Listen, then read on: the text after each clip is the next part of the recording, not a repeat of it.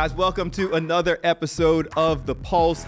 Always a good time to get people who are doing big things. They're on tour. They're making people laugh. They're changing lives. And some of them are like legends and trailblazers. We've got one of those people today.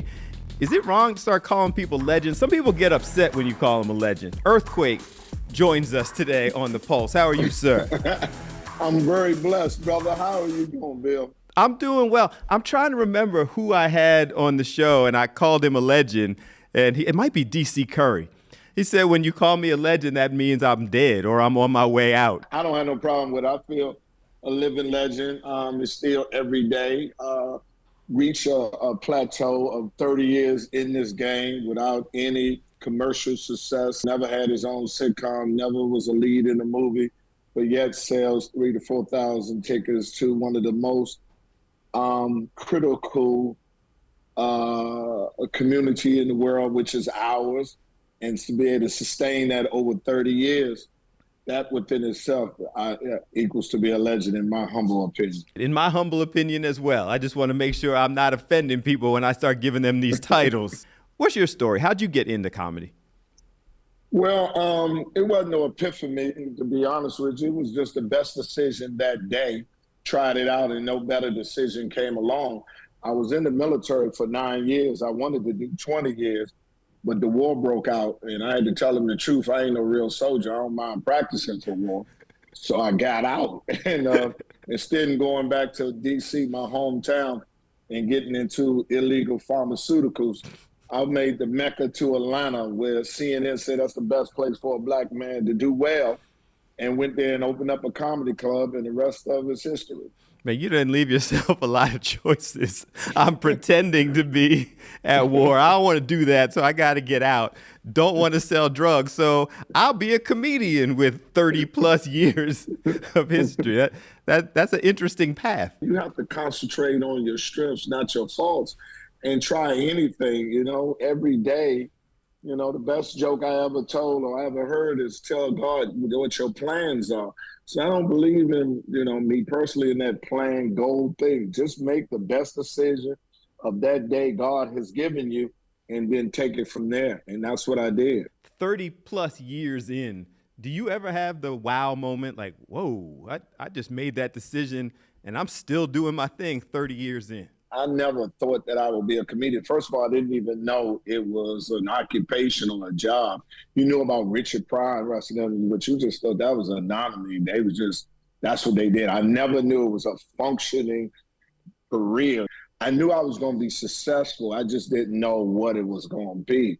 And yes, I wake up all the time and I go, wow, about the people who knows me and I know them, the people I look up to now look at me the same way I look at them. It's just mind-blowing.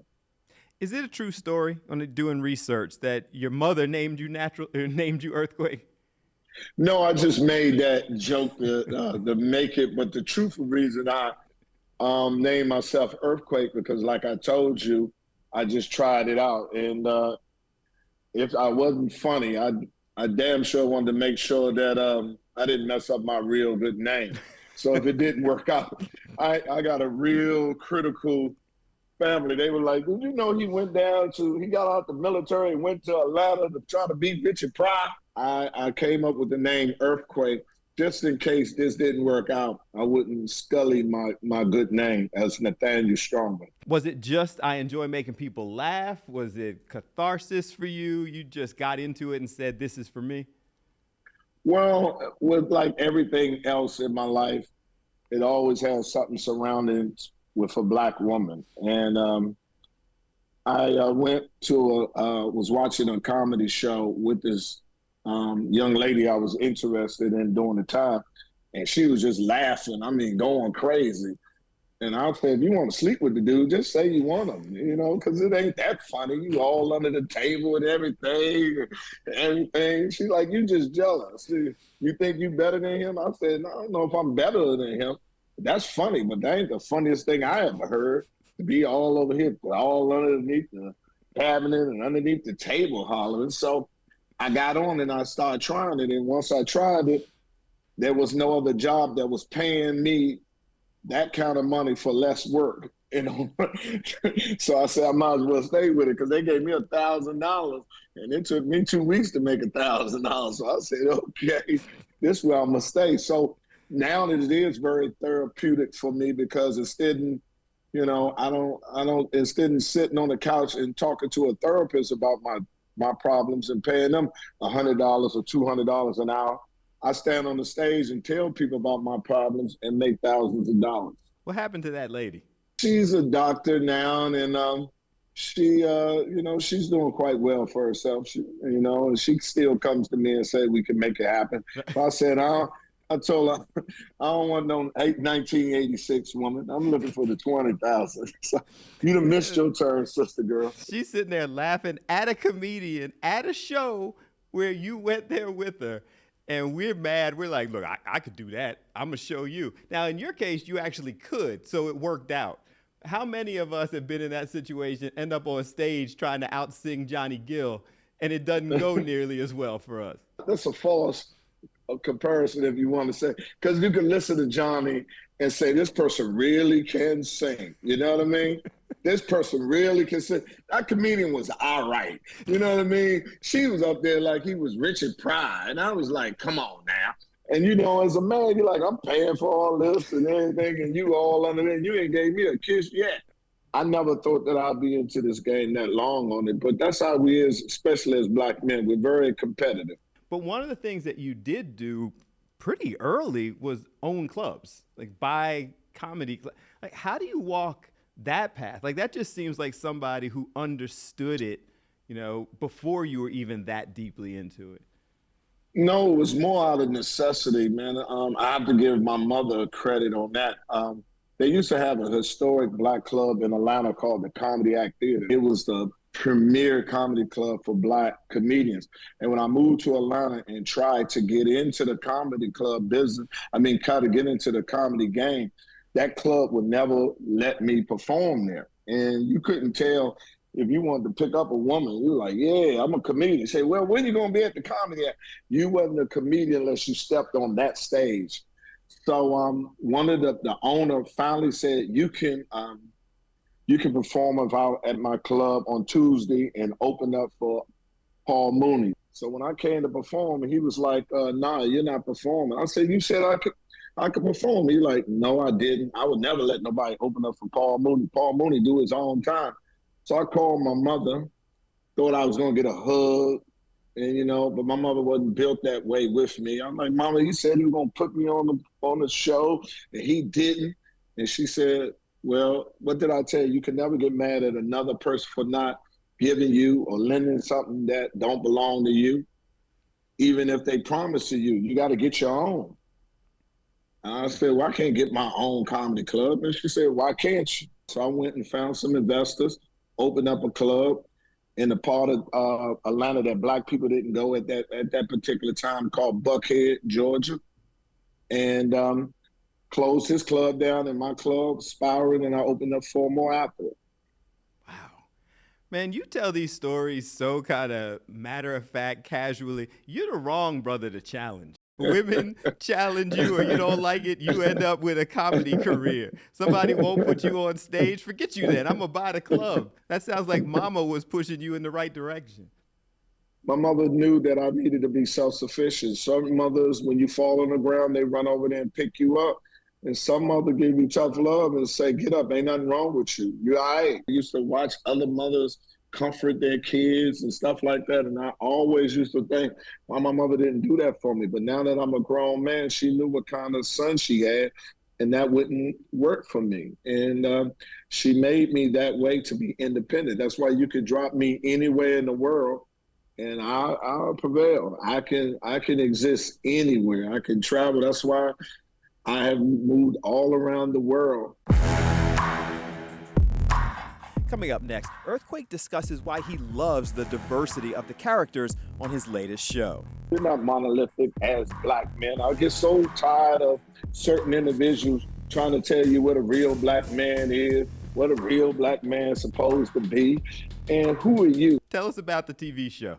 Like, you're talking to us today about the comedy tour, but you've been doing a junket for a TV show also. It's about four brothers with the last name Johnson, but they're not related.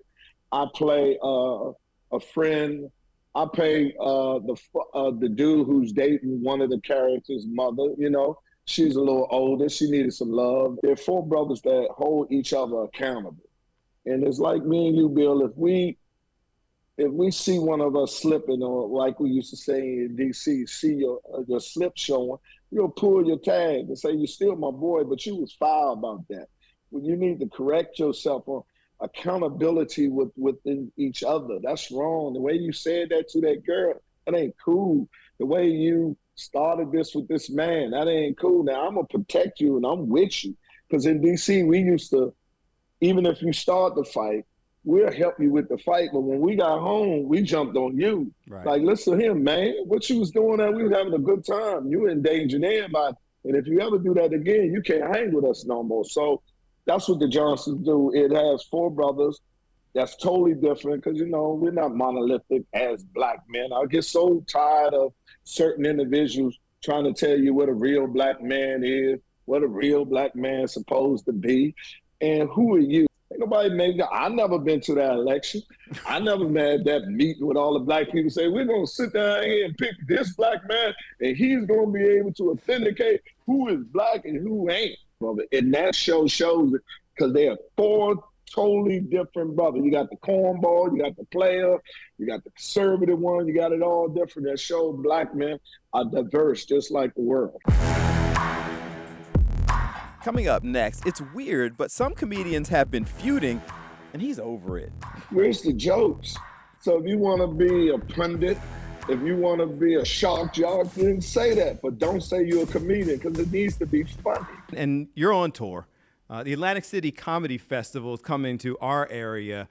Just 2 days worth of whole bunches, of comedians coming together. Yourself, D.C. Curry, Tommy Davis, and I'm curious about your feelings about that, because other than the fact that it's going to be a hilarious 2 days of shows, there's been kind of the back and forth in comedy, people calling each other out. There was the Cat Williams thing a while back.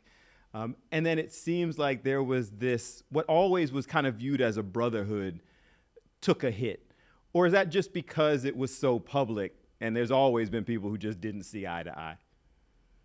Well, I mean, we're not rappers, we're comedians. I don't care what you say, but it needs to be funny. Where's the jokes? So if you want to be a pundit, if you want to be a shock jock, then say that, but don't say you're a comedian, because it needs to be funny. You know what I mean? Where's the jokes? And that's what I tell them. You can talk about me all you want, but you need to make it funny. You understand? One thing you can say about me, I'm funny. Where's your jokes at? Put your jokes out here. I'll put my special up against any of them. You're going to make personal attacks with another person, man to man. I'm saying, if you ain't man enough to bring that and tell that man that in his face, instead of going on a platform or do the Twitter thing, then I have no respect for you. Because you should be able to deal with the consequence of telling that man in his face what you feel, so he can give you the proper rebuttal, and then y'all can handle it between you and him. I don't play fight. You understand? I'm not going to play like I'm mad at you. If I have a problem with you, believe me, I'm coming to see you. And it'll be between me, you, and the Lord. We don't need no audience. We don't need nothing. I'm going to come to you and say, Bill, I didn't like what you said to that. You'll give me your rebuttal. We will handle out there as two men. We'll handle the way we have to be. And be done with it. And be done with it. Traveling with all these heavy hitters, all these funny people. Is that still fun for you? Still getting out there, kind of pulling all these people together? Yeah, because outside that little skirmish that you see from the few, most of us are friends. Mm-hmm. We are good friends, and we don't get to see each other unless we come together, because we all are headliners. So usually no other person can afford to put us all to work together in one night. So when we get together, it's kind of like a comedy reunion, getting together, we all be there, and we get to see each other, because we've been in this game. Samore, Lavelle, all of them, we started together. So I'm 30 years over, stay 30 years over, and we're still here with a dream from coming from Comic View where they paid us $125 for just being on the show, flying ourselves up, putting ourselves up to the point now that all of them are millionaires doing the thing that they love and, you know, for their community. And to be honest with you, something that's really is not tapped from our own community. We Black comedian is dispensed throughout the country, ministering laughter in our community with no outside appreciation from the mainstream. And that's the only problem I have with your BET award shows.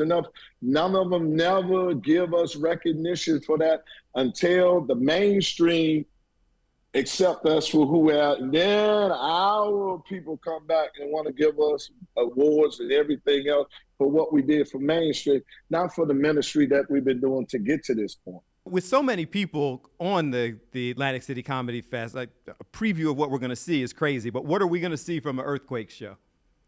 Oh, my show is 100% ignorant, you know, but informative. You know what I'm saying? I love it, you know, man. I am quick with it. I don't like jaded jokes. I get to the point. Philadelphia is a great place because they're comedy-minded people. They know great comedy. And when you come to Philly, just like I'm in D.C. this weekend at the MGM, they know you can't mess around with the tri-state area up in New York, Philadelphia, Washington, D.C., DMV, because you will get booed if you don't bring it what they need to do. They done took their time and put their shoes, the women done put their shoes on, feet hurting. You better justify that move and this money and this feeling on my toe. Listen, we can be a little rough in Philly. So there are people who can handle it, and then there's people like yourself that are like, come on, let's do it. We're going to laugh for the next several hours. Coming up, why he's always been focused on making people laugh while also lifting people up. It's better if everybody is above sea level than just you. It's no fun if you're the only person in the party with the money. Is there anything on your bucket list that you haven't done yet that you're still waiting on? A TV show, a movie, my own lead in my own movie. Again, I want to an animated show.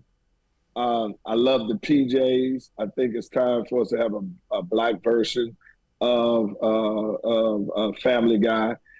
And I'm gonna do a book. When you hear "use your voice for good," what does that mean to you? Especially as a Black man in our community, to uplift the next brother.